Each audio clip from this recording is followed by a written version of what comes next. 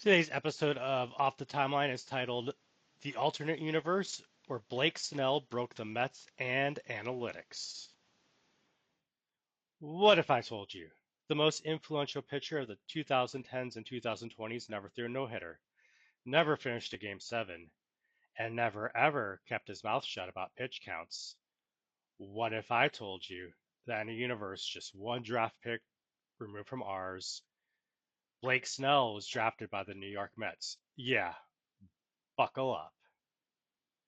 You know Blake Snell, two-time Cy Young winner, high spin rate, low trust count, analytics smarter, human Twitch stream with a curveball from the Shadow Realm.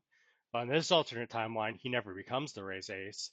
No, in this universe, the New York Mets draft Snell at number 13 in 2011. Yes, over Brandon Nimmo, I know, chill. And what follows is 16 years of dominance, chaos, beef, memes, Twitch bans, Netflix documentaries, and one single agonizing moment that changes baseball forever.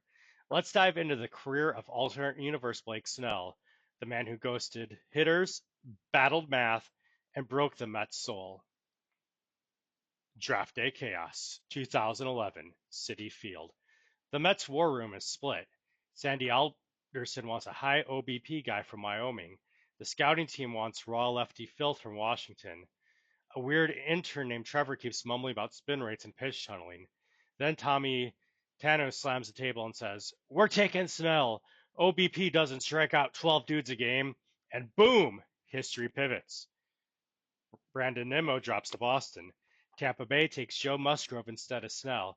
Daniel Norris flames out in Houston because Daniel Norris.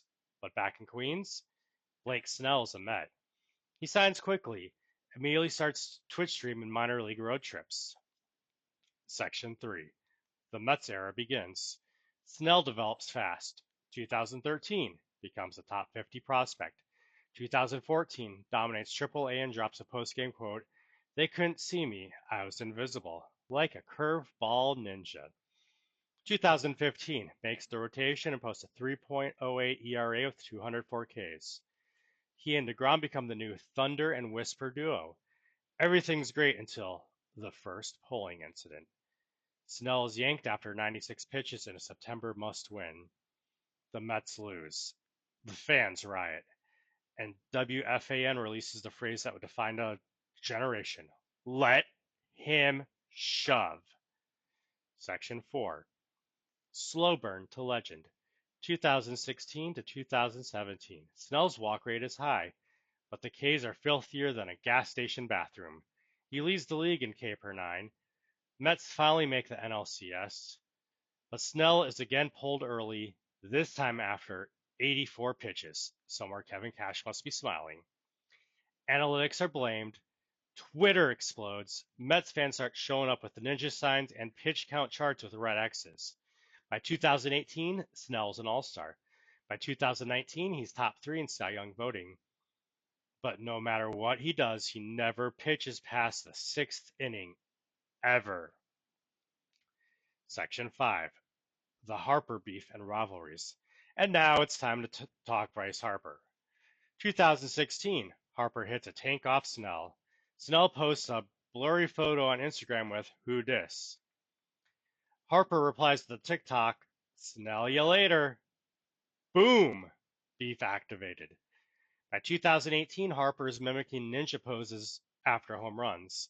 Snell strikes him out and points to the bullpen. Harper says, "At least I pitched past the 5th." This becomes the MLB's version of Batman versus Joker, except everyone has perfect hair and launch angles.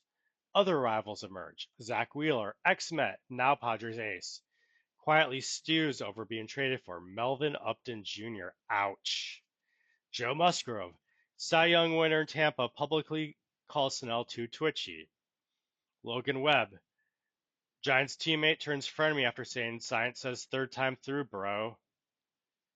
Section 6. World Series infamy. 2020. The pandemic season. The Mets go 41-19. Snell has a 1.87 ERA. It's his peak. Game 6. World Series. Mets up 3-2. Snell is dealing 5 1/3 innings. 1 hit. 9Ks, then the call. We're pulling Blake. He's at 88 pitches. The model says, I guess even in alternate universe, some things never change. Fans scream. WFAN melts down. Snell gets yanked. Bullpen implodes. Mets lose. Then lose Game 7.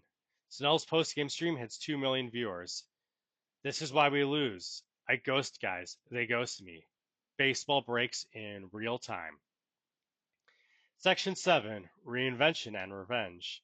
Snell leaves the Mets in 2021, signs with the Giants. Quote, I'd rather get pulled by a forklift. In the Giants, he finds freedom. 2022, NLCS dominance. 2024, wins second Cy Young. 2025, gets his ring as a closer. Yes, the man they never trusted finishes his legacy from the bullpen. He throws a perfect ninth in Game 7.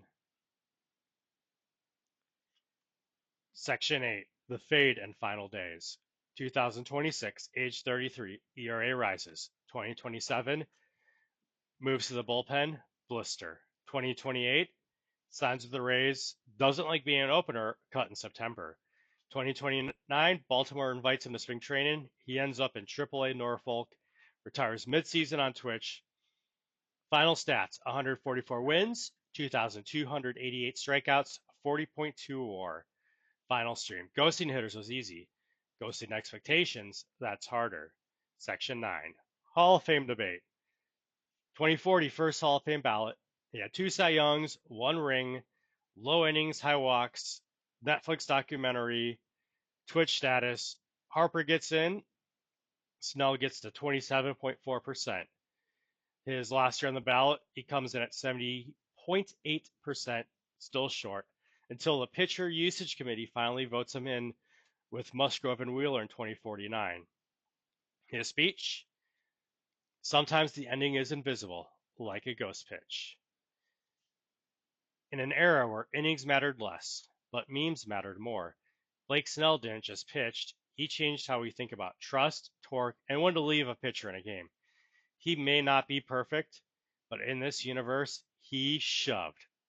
Let him shove.